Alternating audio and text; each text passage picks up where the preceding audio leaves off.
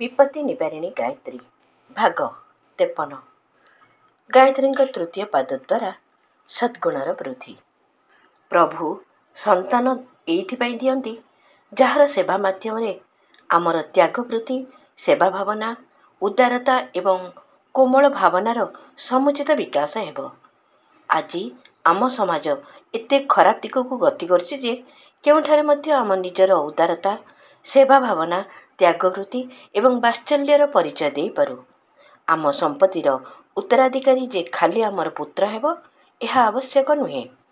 अनेक शुभ कार्य एपरि अछि जेउठारे निजर उपार्जन को उत्सर्ग करिबा पई इच्छा पत्र करा जाई पारे।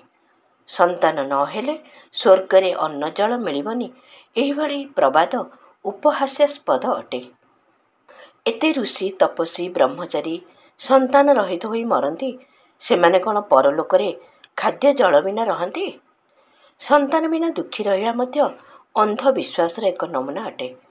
गायत्री रूपी सद्बुद्धि पाई जेतेबेले मनुष्य यह भावे जे प्रभु ताहा उपरे संतानर भार न लदी अन्य शुभकर्म पाई अवकाश देइछंती सेतेबेले ताहाको बहु संतान उत्पन्न करी दुखरे घांटी होथबा अंधविश्वासी व्यक्ति अपेक्षा अधिक आनंद एवं संतोष मिलिथाए।